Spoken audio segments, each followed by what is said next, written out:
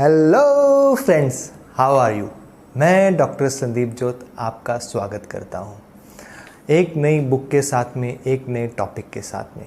आज की डेट में जो सबसे इम्पॉर्टेंट टॉपिक लगता है वो मुझे लगता है पेरेंटिंग। अगर मैंने वर्ल्ड की one of the best parenting books पढ़ी हैं तो मेरे से पेरेंट्स पूछते हैं हमने कोई बुक नहीं पढ़ी है, क्योंकि जब हम पेरेंट्स बनते हैं तो हमारे पास कोई मैनुअल नहीं होता है। हम जस्ट पेरेंट्स बन जाते हैं और जैसे भी हम ट्रायल एंड एरर से अपने बच्चों को पालते हैं। लेकिन कितना अच्छा हो हमारे पास कोई ऐसा कोच हो, हमारे पास ऐसा कोई गाइड हो, ऐसी कोई बुक हो जो हमें डायरेक्शन दे सके, जो हमें बता सके पेरेंटिंग कैसी होनी चाहिए और एज ए पेरेंट हम कैसे होने चाहिए और बच्चे के प्रति हमारी क्या रिस्पॉन्सिबिलिटीज़ या क्या हमारे एक्शंस होने चाहिए और क्या एक्शंस नहीं होने चाहिए। ये बहुत इंपॉर्टेंट चीज़ है। होने से ज़्यादा क्या नहीं होना चाहिए पेरेंटिंग में, ये बहुत बड़ी बात है, क्योंकि होना तो सबको पता है और लोग उसके लिए कंडीशनड हो जाते हैं और जो भी इधर से गैदर करते हैं, इधर से गैदर करते हैं, इतने कंसर्न्ड होते हैं। पहले ज़माने में तो 10-10 बच्चे होते थे, आजकल तो 1-2 बच्चे होते, तो पूरे सारा कुछ क्या क्या करना है वो पूरा एक ही बच्चे के ऊपर एक्सपेरिमेंट हो जाता है। तो क्या नहीं होना चाहिए ये बहुत ज़रूरी है। तो अगर पेरेंट्स मेरे से पूछते हैं तो कौन सी बुक पढ़नी चाहिए, तो मैं बोलता हूँ सबसे पहले आपको the book of children by Osho पढ़नी चाहिए और दूसरी book conscious parent by Shefali. उसके बाद थर्ड बुक आप कौन सी स्टेज पे हैं, आपके बच्चे की क्या एज है, आप शादी कर के स्टेज में हैं, आप कंसीविंग की स्टेज पे हैं, किस स्टेज पे हैं, वो डिपेंड करता है कौन सी बुक आप पढ़ेंगे। लेकिन first book should be this and second book should be conscious parent. आप किसी भी स्टेज पे हैं, आपकी शादी होगी, आपकी शादी नहीं हुई, आप बच्चे की प्लानिंग कर रहे हैं, आपके 1 बच्चे 2 बच्चे जो भी हो, this is the perfect guide bye perfect coach. तो ओशो इस बुक में जो सबसे ज़्यादा प्रभावित हैं, जिससे ज़्यादा सबसे इन्फ्लुएंस्ड हैं, वो है सिगमंड फ्रॉइड से, खलील गिब्रान की जो बुक है उससे, और सबसे ज़्यादा वो प्रभावित हैं, इन्फ्लुएंस्ड हैं खुद ओशो से। ओशो का अपना स्टाइल है बात करने का, उनका एक अलग पर्सपेक्टिव है और I think that is universal perspective, एक आइडियल पर्सपेक्टिव होता है। अगर एक पैमाना बोल दिया जाए, उस पैमाने में देखा जाए कितने परसेंटेज हैं, तो 100% अगर आता है ओशो पे कोई टिकता है तो वो 100% है। मेरे ख्याल में दुनिया में कोई भी ऐसा पेरेंट नहीं है जो 100% तक पहुंच जाए। We should strive at least for 50-60 somewhere and yes some spiritual parents are there जो they can strive higher also. Osho का जो स्टाइल है वो एक सीरियसनेस भी है और उसमें जोक्स भी हैं। वो हमारा जब भी वो अपना कोई लेक्चर देते हैं तो उसको जोक के साथ फिनिश करते हैं। तो मैं भी चाहता हूँ जैसे ओशो ने इसमें जोक्स के साथ शुरू किया, तो हम 2-3 जोक्स इसमें से मैं आपसे शेयर करना चाहता हूँ। बहुत सारे जोक्स हैं, बहुत मज़ेदार बुक है। तो 2-3 लाइन के होते हैं, वो समझना पड़ता है उनको और सिंपल नहीं होते हैं।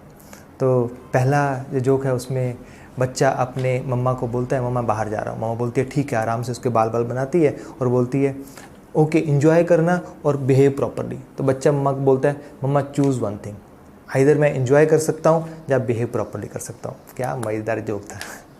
दूसरा जो है, तो एक स्कूल के बाहर एक बोर्ड लगा होता है, उसके ऊपर लिखा होता है drive slowly, don't kill a student. तो नेक्स्ट डे कोई उसके नीचे बोर्ड लगा देता है, उसके ऊपर लिखा होता है वेट फॉर द टीचर। जो थर्ड है बहुत ही एक इनोसेंस का जोक है। जो सेकंड था वो एजुकेशन के ऊपर था। जो एक फैमिली होती है बड़े घर में शिफ्ट होती है, बड़े घर में शिफ्ट होने के बाद एक अंकल उनके घर में आते हैं, बच्चों से पूछते हैं आपको कैसा लग रहा है नए घर में। तो बच्चा बड़ा इनोसेंटली बोलता है मेरे को, मेरे भाई को, मेरी सिस्टर्स को, सबको एक अलग अलग रूम मिल गया, पर पापा मम्मी को सेम रूम में रहना पड़ रहा है बेचारे। ओशो का जो स्टाइल है वो अपना स्टाइल है, जो वो बात कहना चाहते हैं बड़ा ही ऐसे ढंग से बोलते हो दिल को लग जाती है, दिल को छू जाती है। एक मेरी तरफ से जोक बनता है।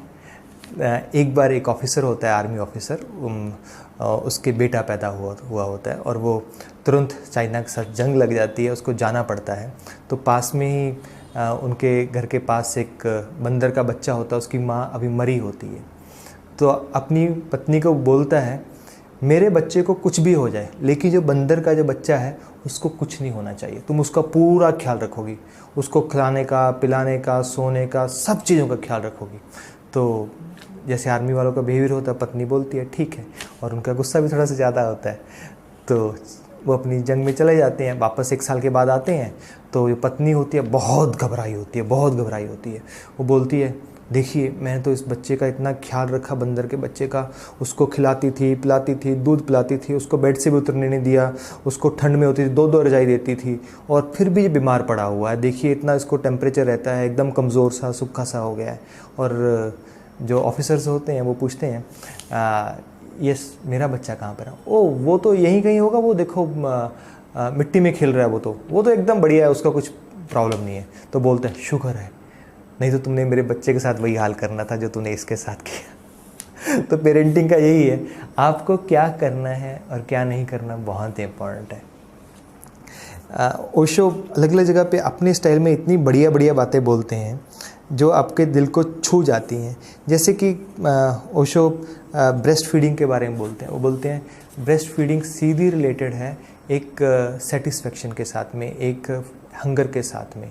जब उसको ब्रेस्ट फीडिंग एक कनेक्शन है जिसके थ्रू मदर की जो एनर्जी है, मदर की जो प्यार है वो ट्रांसफ़र होता है बच्चे में। और जब वो ब्रेस्ट फीडिंग बीच में छोड़ दी जाती है तो बच्चा अंगूठा चूसता है।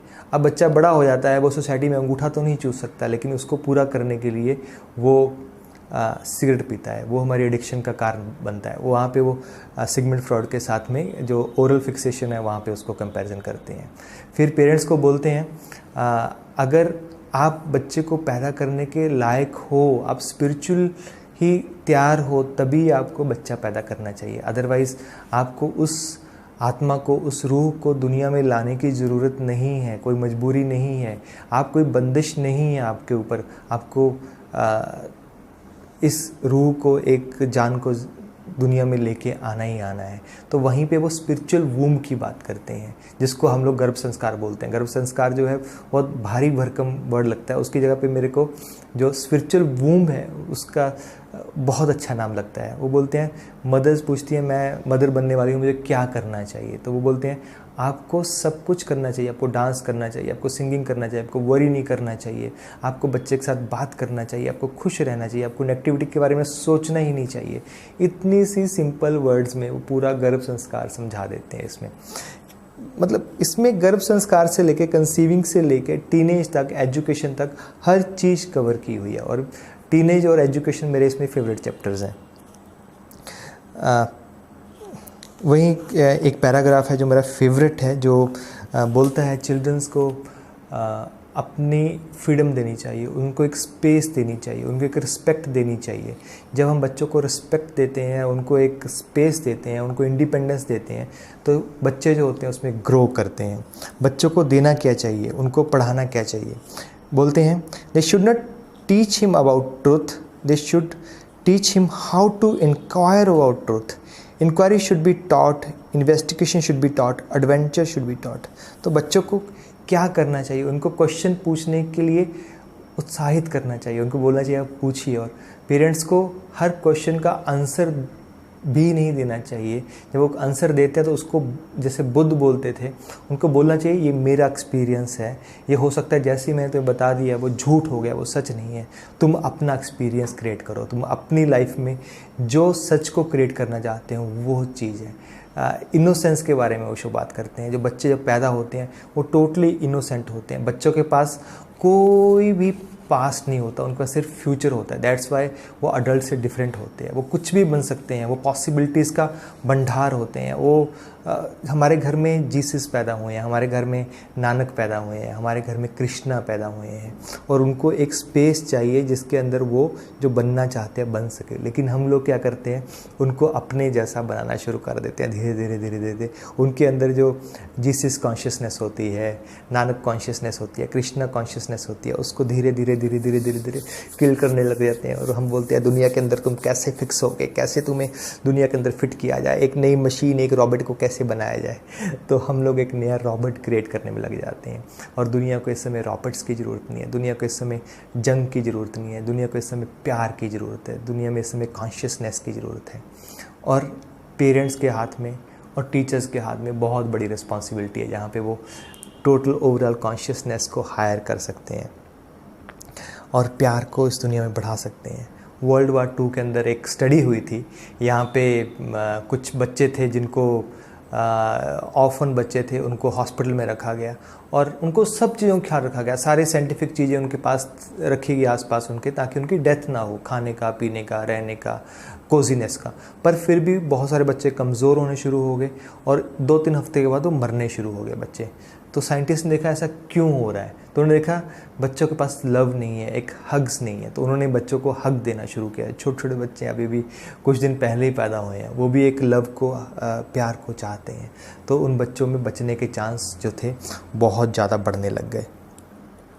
और ऐसे ही हर चीज़ के ऊपर बोलते हैं, एक जगह बोलते हैं जो इलनेस होती है वो भी बच्चों की कॉलिंग होती है। हम लोग बच्चे के ऊपर ध्यान नहीं देते हैं, और जब बच्चे के ऊपर बीमार होता है बच्चा तो सारा परिवार उसके ऊपर ध्यान देने लग जाता है, सारा परिवार उसके ऊपर केयर करने लग जाता है, सारा परिवार उसके लिए वरी हो जाता है। तो बच्चे को लगता है मेरी तो कोई केयर ही नहीं करता है, लेकिन जब मैं बीमार होता हूँ तो सभी लोग मेरा ख्याल रखते हैं, सभी लोग मेरे बारे में सुनते हैं। तो ये भी एक कारण है बच्चे बार बार बीमार होते हैं। वो माइंडफुलनेस है, अपने माइंड की एनर्जी से भी हम बीमार हो सकते हैं। हम उसको अगर क्रेविंग करते हैं, जिस चीज़ को पाना चाहते हैं, वैसे ही हम बन जाते हैं।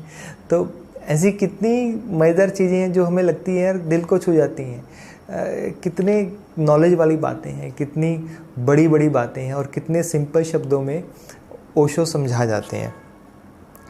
खलील गिब्रान की जो पोएम है बच्चों के ऊपर, your children are not your children, उसके बारे में अलग अलग जगह पे टुकड़ों में बात की गई है और पूरी पोएम को इंटरेक्टली समझाया गया है। खलील गिब्रान की वो poem your children are your children मेरी भी फेवरेट है, आपके पास होगी तो इसको ज़रूर पढ़िएगा। Last but not the least, क्योंकि टाइम हमें अलाउ नहीं कर रहा, तो ये अपने दादाजी की एग्जांपल देते हैं। बोलते हैं मेरे दादाजी मेरे से इतने ज़्यादा अटैच थे, वो मेरे को बिल्कुल जज नहीं करते थे। वो हमेशा मेरी बात सुनते थे, मेरे को बोलते थे जो तुम करना चाहते हो करो, तुम मिस्टेक्स करो, लेकिन एक मिस्टेक को दोबारा मत करो। तुम शरारत करना चाहते हो करो, एक्सप्लोर करो। बच्चे शरारत नहीं करेंगे तो एक्सप्लोर कैसे करेंगे। तो बोलते हैं मेरे दादाजी मेरी इतनी रिस्पेक्ट करते थे, क्योंकि बच्चे लव एंड रिस्पेक्ट मांगते हैं, चाहे वो टीनेज हो, चाहे वो 2 साल का बच्चा हो। अगर हम उनकी रिस्पेक्ट नहीं कर सकते हैं तो बच्चे उस अपनी एज से ग्रो नहीं करेंगे, वो फूल की तरह खिलेंगे नहीं। तो उनके दादाजी भी वही बोलते थे, आप किसी बड़े की, किसी की सिर्फ उसकी एज बड़ी हो गई है लेकिन उसके अंदर कमीनापन है, उसके अंदर लालच है, उसके अंदर करप्शन है, उसके अंदर कितने गंदे गंदे विचार हैं, उसकी रिस्पेक्ट करो चाहे नहीं करो। लेकिन बच्चे जो इनोसेंट सोल हैं, जो भी लर्निंग की सोल हैं, जो एक रिफ्लेक्शन है सीधी गॉड की, तो उनकी रिस्पेक्ट हमें करनी ही चाहिए। सबसे प्राइम थिंग है बच्चों की रिस्पेक्ट करना। तो जब हम उनकी रिस्पेक्ट करते हैं तो वो कभी भी झूठ नहीं बोलते हैं। ओशो बोलते हैं मैं अपने दादाजी से सारी बातें जाके बता देता था और मैं उनसे कभी झूठ नहीं बोला था। उनके लास्ट वर्ड थे मेरे दादाजी के, वो यही थे, don't be afraid of the world, respect the children, make them fearless. अगर आप खुद डरे हुए हैं तो बच्चे को आप फियरलेस कैसे बना सकते हैं। हम बोलते रहते हैं शेर बनो, शेर बनो, शेर बनो। अगर हम खुद बिल्ली की तरह जीते हैं, अरे बेटा इधर मत जाना, अरे बच्चा गुस्सा मत करना, अरे यहाँ गिर जाओगे, बच्चा कुछ बोलता है तो मुँह से ना ही निकलती है, तो हम उसको फियरलेस कैसे बनाएंगे, उसको हम एक करेजियस पर्सन कैसे बनाएंगे। तो सबसे पहले हमें खुद करेजियस होना चाहिए। एक पूरी बुक के क्वेश्चन आंसर भी हैं बहुत ज़्यादा, जो उनके साधक थे क्वेश्चन पूछते हैं और ओशो उसके आंसर्स देते हैं, और इसको कंपाइल किया गया है क्वेश्चन आंसर्स को। एक लेडी है, वो अपने ओशो से पूछती है, उनको बोलती है मेरी बच्ची खुश नहीं रहती और मैं उसको खुश करना चाहती हूँ और मैं बड़ी दुखी होती हूँ जब मैं उसको देखती हूँ वो खुश नहीं है। तो ओशो बोलते हैं तुम उसको खुश नहीं कर सकते हो, तुम खुश करने की सिचुएशंस पैदा कर सकते हो जहाँ बच्चे खुश हो सकें। क्योंकि खुशी जो है, जो हैप्पीनेस है, वो इंटरनल होती है, वो अंदर से आती है, बाहर से नहीं होती है वो। तो अगर आपकी बच्ची दुखी है तो आप खुश रहिए। आप खुद दुखी हो जाएगी तो बच्ची आपकी वाइब्रेशन लेके और दुखी हो जाएगी। आपकी रिस्पॉन्सिबिलिटी क्या है, जो परम कर्तव्य है, आप उसकी रिस्पेक्ट कीजिए, आप खुद खुश रहिए। अगर आप खुद खुश होंगे तो आप बच्चे को भी खुश रख सकते हो, आपका बच्चा भी खुश रहेगा। अल्टीमेट तो है वो, उसकी डेस्टिनी है, वो जैसे रहता है। और बच्चे जो खुशियाँ बता के नहीं बोल सकते, उनको बड़ा और लगता है। बच्चे बोलते हैं, पूछते हैं आर यू हैप्पी, तो बच्चे बड़े कंफ्यूज होते हैं, ये क्या बोल रहे हैं, क्या क्वेश्चन पूछ रहे हैं। क्योंकि जब वो मान लिए आप देखिए उनको सी के ऊपर जब वो पेबल्स अपने सिप्पियाँ होते हैं उसको इकट्ठे कर रहे होते हैं, इतने डूबे होते हैं उसमें, वो हैप्पी होते हैं उस समय। अपना कुछ पेंटिंग कर रहे होते हैं उस समय वो हैप्पी होते हैं। अपना कुछ और काम कर रहे होते हैं जिसमें वो एकदम मस्त होते हैं, उनको पता ही नहीं चलता क्या कर रहे हैं, एक जगह से दूसरी जंप कर रहे हैं, उनको पता नहीं है। उनके लिए वो हैप्पीनेस ही है, वो उसमें डूबे हुए हैं। तो एक क्वेश्चन का तो मतलब ही नहीं है आर यू हैप्पी, तो बड़ों के लिए है। और हमें भी पूछे आर यू हैप्पी, तो कितना क्वेश्चन लगता है, मैं खुश हूँ कि नहीं हूँ। सोच के देखिएगा, हम जो हैं अपने बच्चों को वैसा ही दे रहे हैं। अपने आप के ऊपर काम करेंगे तो बच्चे भी ट्रांसफॉर्म होंगे। बड़े कमाल की बुक है, कभी मौका मिला तो कॉन्शियस पेरेंटिंग के बारे में बात करेंगे। और बीच में ये बुक्स हैं, अगर आप देख पा रहे हैं तो इनको अपने चॉइस के साथ में आप कोई भी बुक को चूज़ कर सकते हैं। तो आप जब इस बुक को पढ़ेंगे, the book of children by Osho, तो एक बार तो आप ज़रूर बोलेंगे थैंक यू डॉक्टर संदीप। तो मिलते हैं एक और नई बुक के साथ में। Thank you.